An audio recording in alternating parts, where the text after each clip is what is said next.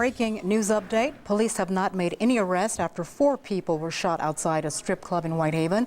Officers say 2 groups of men fired at each other in front of Pure Passion around 2 a.m. 2 people are in critical condition and 2 more suffered less serious wounds. But this is far from the first problem at that club. Pure Passion has been the site of numerous violent incidents, as you can see from this list, including a shooting in the parking lot just last month. The club is next to many businesses on Brooks Road, so we want to know what's being done to protect those people. Just what does it take to shut down a nuisance business? WREG's Shay Arthur investigated that and is live at the club with the answer. Shay. Well, this morning's incident was far from the first incident. Indeed, Claudia, today I got my hands on several complaints against this place from a few years ago. And tonight there are new questions about the problems it's now bringing to this airport area. But today I learned declaring this place a public nuisance isn't something that can happen overnight.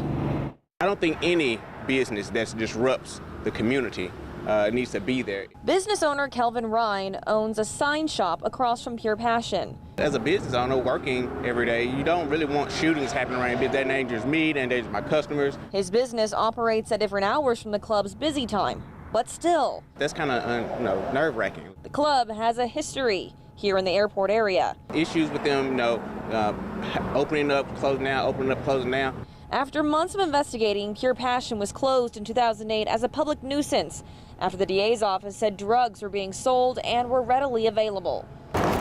Today, across the street from the club, it was spent shell casings and bullets after this morning's shootout that were readily available. It's certainly something that gets our attention. Paul Hagerman, chief prosecutor of the DA's Organized Crime and Gang Unit, is familiar with Pure Passion's spotty history, but said with any club, we have to determine the responsibility and the connection to the club. He said it's not as easy as it sounds to just board a place up after a few incidents. We've got to prove a connection. We got to prove things that they're not doing that they could be doing.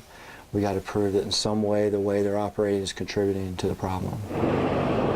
So what's Pure Passion have to say about everything? After trying to get in touch with management of the club all day, I was finally able to talk to a manager here about 30 minutes ago. He says this shooting was completely random. He said those involved in that shooting were not patrons of his club. He says there is security. They do not allow guns inside, and they do everything they can to keep the place safe. One other thing I do want to point out for you is when we came back to the club today, too, the fire department was here. Apparently they're investigating a fire that happened on the roof. No word tonight if that fire has anything to do with this shooting. We'll keep you posted.